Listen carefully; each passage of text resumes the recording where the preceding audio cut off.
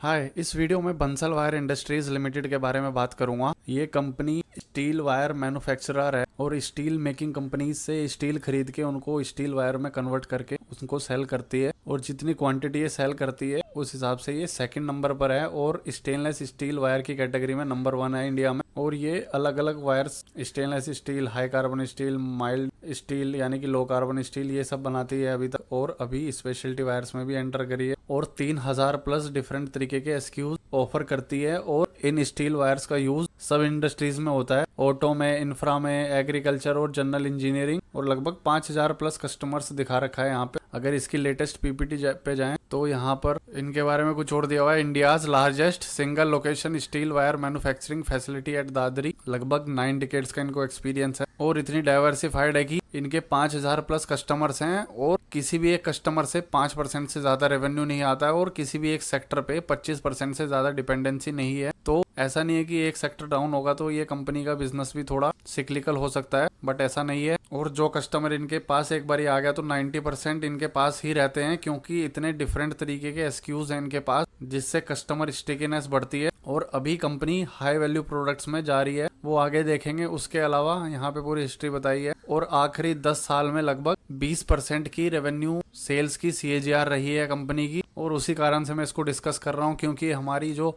Growth gap strategy है उसको fulfil कर रही है एकदम आखिरी 2 साल में। और अभी जून क्वार्टर के भी रिजल्ट आ गए हैं, तो ट्रेलिंग 12 मंथ्स में 2024 से लेके अभी तक 37% की ग्रोथ होनी चाहिए सेल्स में मिनिमम, बट कंपनी की लगभग 70-80% के आसपास हो चुकी है। तो ये सेल्स ग्रोथ के पैरामीटर को जस्टिफाई करता है। और दूसरा, अगर इसका शेयर प्राइस देखें तो अभी जुलाई 24 के आसपास लिस्टिंग हुई थी और उस टाइम लगभग 10 जुलाई 24 को ये प्राइस था। तो अभी एक महीने के पहले ये हमारा सेकंड फिल्टर भी ग्रोथ गैप स्ट्रेटेजी का पास करता है कि 2 साल पुराने प्राइस से नीचे होना चाहिए। और उसके अलावा थर्ड पैरामीटर की जो आने वाला अभी फाइनेंशियल ईयर है उसमें भी कंपनी की गाइडेंस 15% प्लस रहनी चाहिए। तो अभी लेटेस्ट जो कौन कॉल है, अगर उसकी समरी ओपन करें तो यहाँ पे कंपनी बोल रही है कि इनको पूरा कॉन्फिडेंस है कि 20% की ग्रोथ इस साल करेंगे। और उसको कैसे करेंगे, तो ग्रोथ को 3 पार्ट में स्प्लिट किया है। 1/3 ग्रोथ आएगी जो इनके एग्जिस्टिंग कस्टमर्स हैं, जिनको ये स्टील वायर्स वगैरह सेल करते हैं, तो वो भी ग्रो करेंगे। तो उनके साथ साथ उनको स्टील वायर की रिक्वायरमेंट भी ज्यादा होगी, तो बोल रहे हैं कि 1/3 रेवेन्यू ग्रोथ वहां से आएगी और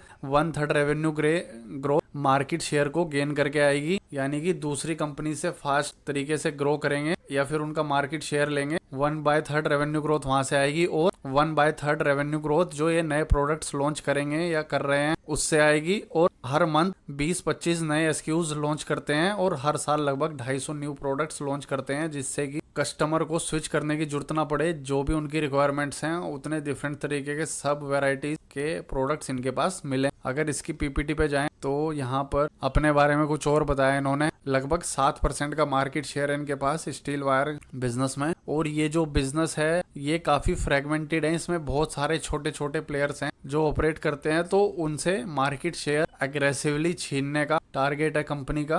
लार्जेस्ट परचेजर हैं ये स्टील के वायर रोड्स की कैटेगरी में, तो उसका भी एडवांटेज इनको मिलता है। बाकी जो कंपटीटर्स हैं उनसे सस्ते में खरीद सकते हैं, क्योंकि ज्यादा क्वांटिटी में खरीदते हैं उनसे। और लगभग इनकी मैन्युफैक्चरिंग कैपेसिटी 6.1 लाख MTPA की है और ये अपने कंपटीटर से बेटर मार्जिन भी कमांड कर सकते हैं, क्योंकि एक ही सिंगल लोकेशन पे लार्जेस्ट फैसिलिटी है इनकी, तो जिसकी वजह से बेटर मार्जिन हो सकते हैं कॉस्ट रिडक्शन की वजह से। और अभी 6.8 लाख मैट्रिक टन पर एनम की कैपेसिटी जो है, अगर लास्ट ईयर देखें, लास्ट ईयर मई की पीपीटी पे जाएं तो उस टाइम कंपनी की जो कैपेसिटी थी लगभग 5,59,000 थी और अभी 1 लाख से बढ़ चुकी है। अगर इसकी बैलेंस शीट में भी देखें तो लास्ट ईयर लगभग 700 करोड़ के फिक्स्ड एसेट थे और अभी 850 के हो चुके हैं। और जितना CWIP जो वर्क इन प्रोग्रेस में थे एसेट्स, उससे ज्यादा अभी और डेवलप हो रहे हैं। और 25 में जो सेल्स थी 3500, 26 में वो 4100 हो गई, यानी कि लगभग 4160 डिवाइड बाय 3507 4160 डिवाइड बाय 3507, तो लगभग 18% से इस साल ग्रो हुई है। और सेम ही 20% जो बोल रहे हैं वो इस साल फिर से ग्रो हो सकती है, क्योंकि जो एसेट्स बढ़े हैं और अभी बढ़ भी रहे हैं तो उनकी वजह से भी ग्रोथ आएगी। और अगर फिर से इसकी पीपीटी पे जाएं लेटेस्ट पर, तो नेक्स्ट स्लाइड में हम देख सकते हैं strategic process and commercialisation road map. तो 6,70,000 के आसपास की जो अभी कैपेसिटी है इनकी, वो सिंपल स्टील वायर में है। और जो ये अभी स्पेशलिटी वायर बना रहे हैं, जिस बिजनेस में आ रहे हैं, स्पेशलिटी वायर बनाने के,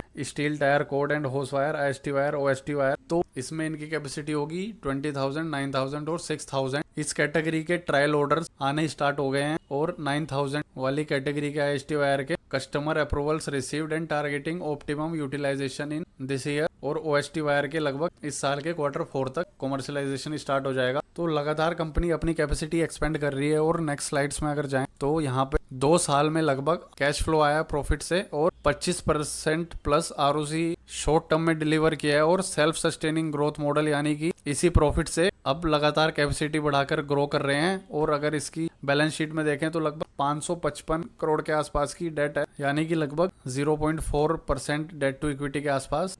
वो पिछले 2 साल में थोड़ी कम हुई है और वो एसेट बढ़ाने के काम आई है। और अदर एसेट्स में देखें तो लगभग डेट से ज्यादा की इन्वेंट्री और ट्रेड रिसीवेबल्स हैं, तो उतनी ज्यादा कुछ डेट नहीं है। और जिस तरीके से ये ऑपरेटिंग प्रॉफिट EBITDA कमा रहे हैं तो 1-2 साल में ये डेट भी काफी हद तक रिड्यूस हो सकती है। और company company saying that they are decommoditizing product portfolio through specialty wire. तो स्पेशलिटी वायर सेक्टर में जो अपनी ये प्रेजेंस अभी बनाने वाले हैं उसकी वजह से इनको अपने बिजनेस को थोड़ा डीकोमोडिटाइज कर रहे हैं, जिससे कि जो प्रोडक्ट ये सेल करते हैं वो सिर्फ एक कॉमोडिटी ना होके एक वैल्यू एडिड ग्रोथ, उसमें वैल्यू एडिड प्रोडक्ट बना के उसको सेल कर रहे हैं, जिससे कि बिजनेस कम सिक्लिकल होता है और ज्यादा से ज्यादा EBITDA कमा सकता है, EBITDA प्रॉफिट मार्जिन। और अगर इनका इंडस्ट्री प्रेजेंस देखें जो कि ऑलरेडी देखी थी हमने, इंफ्रा कंपनीज, ये मेनली B2B बिजनेस ही है। तो इंफ्रा कंपनीज को, हार्डवेयर कंपनीज को, general engineering, consumer durables company, cable companies और automotive companies, agriculture, poultry sector में, इन सब में इन वायर्स का यूज होता है। और ये इनके कस्टमर्स हैं ये सेक्टर। और सबसे हाईएस्ट है ऑटोमोटिव में, बट जैसा कि हमने देखा किसी भी एक सेक्टर पे ज्यादा डिपेंडेंट नहीं है और ना ही किसी एक कस्टमर पे ज्यादा डिपेंडेंट है। फिर से अगर इनकी कॉन कॉल में देखें तो अगर पूरी कॉन कॉल को रीड करें, समरी इसकी ये Q1 के बारे में है। उसके बाद फाइनेंशियल एंड ऑपरेटिंग परफॉर्मेंस, ये जो मार्जिन थोड़ा सा कम हुआ है फर्स्ट 45 डेज में बिकॉज ऑफ वॉर, जिसकी वजह से प्राइस थोड़ा, इनका जो रॉ मटेरियल का प्राइस था वो बढ़ चुका था और इन्होंने डिसीजन लिया कि उसको अपने कस्टमर को पास नहीं करें। इन्होंने खुद वो कॉस्ट एब्जॉर्ब किया है, जिसकी वजह से थोड़ा सा इनका प्रॉफिट मार्जिन कम हुआ है। बट ये बोलते हैं कि we operate at a cost plus model where in any increase and decrease is passed on to the customer. तो जैसे ही स्टील के प्राइस, जो रॉ मटेरियल के इनके प्राइस हैं,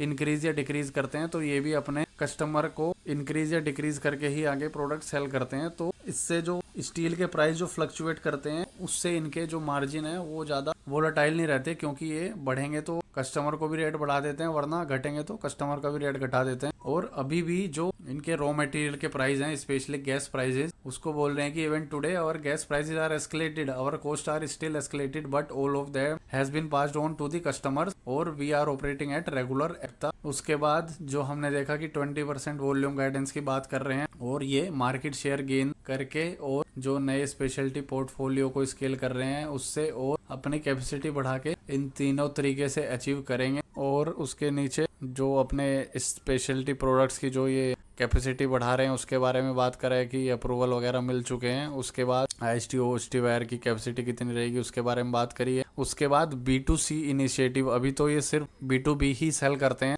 जो ये फार्मिंग में फेंसिंग वगैरह के लिए स्टील वायर की रिक्वायरमेंट होती है उसको ये डायरेक्ट कस्टमर को सेल करेंगे। तो डायरेक्ट B2C में फायदा ये होता है कि मार्जिन थोड़े बेटर होते हैं। और Q1 में इनका लगभग 10% के आसपास की सेल्स आई है B2C से। इस सेगमेंट में 20-30% एक्स्ट्रा EBITDA आता है पर टन B2C से।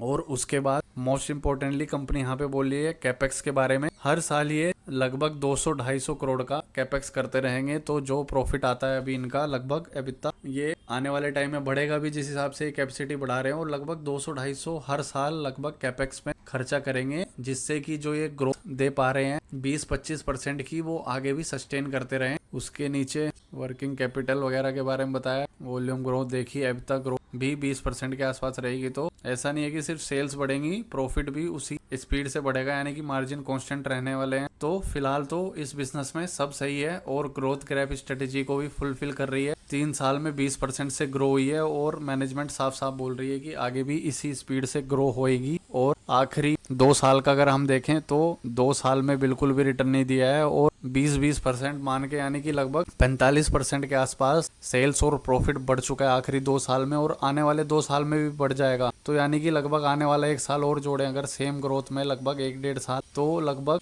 स्टार्टिंग से लेके तब तक आने वाला 1-1.5 साल और मान ले तो कंपनी का सब कुछ डबल हो जाएगा, सेल्स, प्रॉफिट। और मैं ये मान के चलता हूँ तो उतना अगर होगा तो करंट मार्केट प्राइस से जो इसका ऑल टाइम हाई प्राइस है लगभग 57-58% दूर है अभी। और ये ऐसा प्राइस है जो कि ये पहले जा भी चुका है, तो वहाँ पे तो इसके जाने के चांसेस काफ़ी ज़्यादा हैं, क्योंकि जब से लिस्ट हुआ है तब से अभी तक बिजनेस में कुछ खराबी नहीं हुई है और सब चीज़ अच्छी ही आई है। और अभी भी ऐसा नहीं कि ग्रोथ खत्म हो गई है, ग्रोथ भी है अभी भी। और अगर इसका पी रेशियो देखें तो चार्ट में जाके पी रेशियो मैक्सिमम लिस्टिंग के टाइम 61 था, फिर 14-15 के आसपास गया, फिर 61 के आसपास, तो मीडियन 34 के आसपास रहा है और अभी मीडियन के आसपास ही चल रहा है। और आरओसी भी 13.8 और 3 साल की 15% है, जो कि बहुत अच्छी है। तो फिलहाल तो ग्रोथ गैप स्ट्रेटेजी का कैंडिडेट है। और इन्वेस्टर सेक्शंस में देखें तो प्रोमोटर के पास थोड़ी 75% से ज़्यादा थी इस क्वार्टर में, वो भी सेल कर दी है। और लगभग पब्लिक के पास 4% के आसपास थी और अभी 3.44 इसमें से लगभग फेयर वैल्यू ट्रेडर्स इनके पास है, तो पब्लिक के पास लगभग 4% के आसपास ही है। तो ये जो 3% की सेल हुई है ये FIDIs ने एब्जॉर्ब करी है और अब 75% के आसपास प्रोमोटर की हो चुकी है। तो अब स्टॉक में और ज़्यादा सेलिंग प्रेशर भी देखने को नहीं मिलेगा। और इसके साथ साथ अगर देखें तो सितंबर 2024 के आसपास जब से मार्केट नीचे गिरना स्टार्ट हुआ था, ये भी तभी थोड़ा सा उसके बाद दिसंबर 24 में ऊपर गया, बट उसके बाद से लगातार नीचे जा रहा है और अपने टॉप से अभी इसको लगभग 650 दिन हो चुके हैं और 36% डाउन है। और ऊपर से नीचे आया, फिर ऊपर से नीचे आया और फिर यहाँ पे ये अभी बुलिश रिवर्सल पैटर्न बनाने की कोशिश कर रहा है। एक तरीके से रिवर्स हेड एंड शोल्डर बनाने की कोशिश करी है। ये इसका लेफ्ट शोल्डर बना, फिर ये नीचे जाके ऊपर आने की कोशिश करी, इस बार टच नहीं किया, फिर यहाँ पे टच किया इसने, उसके बाद फिर इस बुलिश रिवर्सल पैटर्न को ब्रेकआउट दिया, बट अभी फिर से नीचे आ गया है और इसी के आसपास घूम रहा है और अभी अपने 200 डे मूविंग एवरेज के पास भी आने वाला है। तो ऐसे स्टॉक्स में मेरा जनरली जो फर्स्ट टारगेट होता है, अगर विद इन 9 to 10 मंथ्स अगर 30% आ जाता है तो आई एग्जिट एट 30%। अगर उससे ज़्यादा टाइम लगता है तो then I exit at all time high that is 55-56%। और अगर उससे भी ज़्यादा टाइम लगता है 1.5-2 साल से ज़्यादा तो then I exit at 100% profit. और जिसके सपोर्ट करने के लिए कंपनी की सेल्स, प्रॉफिट, ग्रोथ भी है आखिरी 2 साल में भी और आने वाले 2 साल में भी सेम विजिबिलिटी है। तो ये कोई बाय सेल रिकमेंडेशन नहीं है, just I am sharing my study. और ऐसे स्टॉक्स आप भी फिल्टर आउट कर सकते हो। जो स्ट्रेटेजी मैंने ऑलरेडी शेयर करी हुई है ग्रोथ गैप स्ट्रेटेजी, उसकी वीडियो आप भी देख सकते हो मेरे चैनल पर ग्रोथ गैप स्ट्रेटेजी के नाम से। उसके अलावा एक और यूट्यूब चैनल है 100 करोड़ के नाम से, जहाँ पे दोनिका रावल जी अपनी स्टॉक एनालिसिस शेयर करती हैं, जो कि काफ़ी यूजफुल रहता है। आप इसको भी चेकआउट कर सकते हैं। बाकी thanks for watching this video, मिलते हैं अगली वीडियो में।